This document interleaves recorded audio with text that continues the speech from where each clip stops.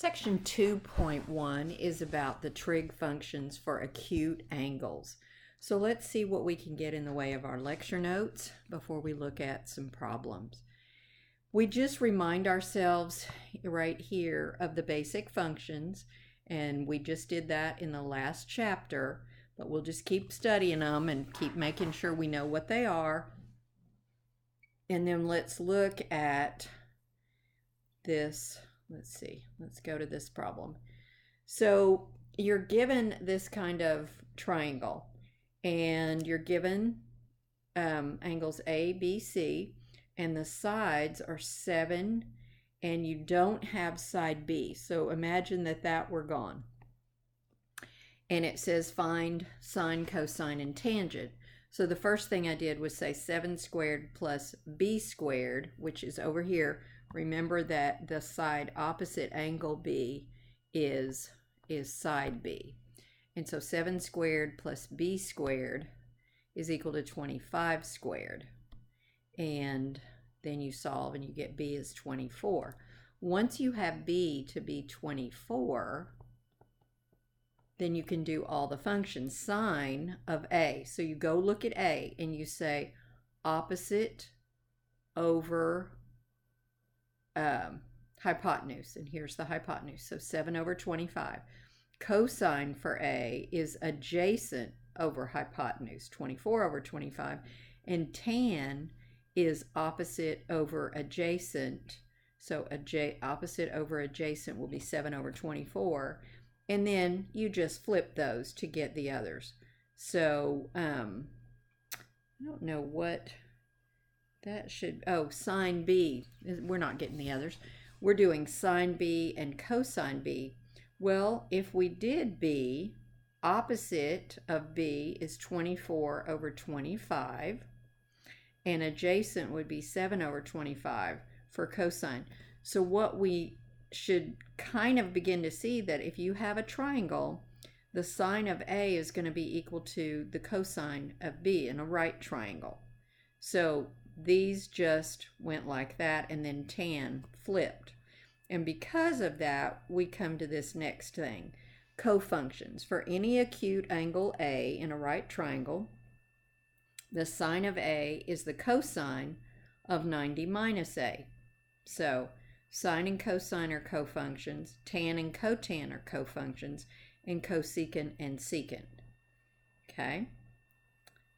So we have a couple of questions. Write each function in terms of its cofunction. So the cosine of 52 is equal to, you choose sine, and then 90 minus 52 is 38. So sine 38 is the same as cosine of 52. Tan of 71 is equal to cotan of 90 minus that, which would be 19. All right, then we have some special angles. And this, I would say, even when I teach calculus, I remind people, if they've forgotten their trig, if you can remember these two special triangles, it will save your life, even in calculus. So 30, 45, and 60 are the special angles. In the special, let me erase. So when you draw the 30, 60, 90, in the basic thing, you want to say 30 is the small angle, so opposite is the number 1. 60 is the longer one, and it gets the square root of 3. The hypotenuse is double this, and so it's 2.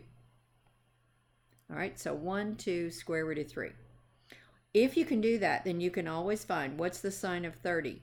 Opposite over hypotenuse, 1 over 2. Cosine of 30 is square root of 3 over 2, and tan of 30 is 1 over square root of 3, but then you rationalize it and you get that. Sine of 60, what did we say? We can do this, and we can get those, and then the tan is just square root of 3 over 1. So you can always get sine, cosine, tan of 30 and 60. Draw the triangle, and then you'll hopefully remember that.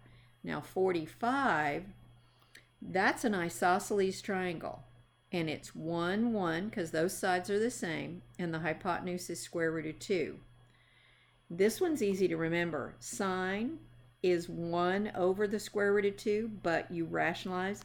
So sine and cosine of 45 are always square root of 2 over 2. The tan is 1 over 1. So tan is always 1. So that's a chart that you need to kind of start learning. And if you don't remember it, draw the triangle. Just draw the triangle and you can fill in most of this. So, all right, now this question, let's look right over here. So you have this thing that's made up of two triangles and it says find R, P, Q, and T.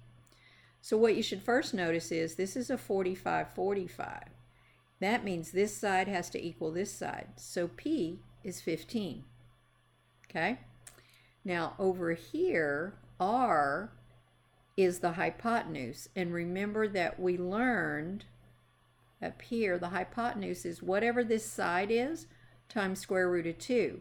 So since we have a number there, it'll be 15 square roots of 2. That'll be R. So let me write that in. 15 square roots of 2. That's your R. All right, Q is the short side. And it's whatever this is times the square root of 3. I mean, divided by the square root of 3. I'm so sorry. This is 60. So R is the long side. And remember that we got the long side by going up here. The long side was whatever the short side is. In this case, it was 1 times the square root of 3. So now down here, it was this times the square root of 3. So we'll divide by the square root of 3. That's what I did here. And you rationalize. You get 15 square roots of 6 over 3. That divides, you get 5 square roots of 6. So Q is 5 square roots of 6. If I could write, we'd get it.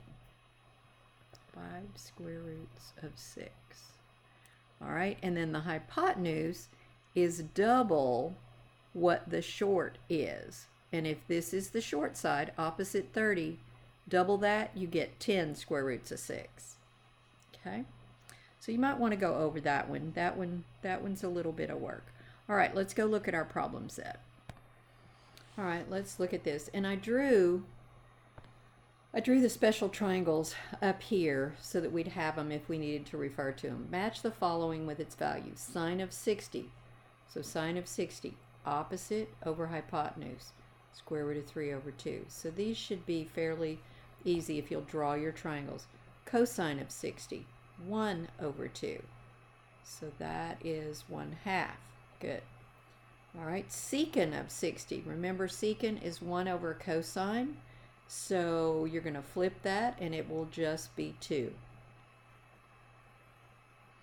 In this one, find the exact expressions for sine, cosine, and tan. So here's theta. Sine is opposite over hypotenuse, j over k. Cosine is h over k. And tan is opposite over adjacent. Just giving you lots of different ways to look at it and keep you remembering the basic rules.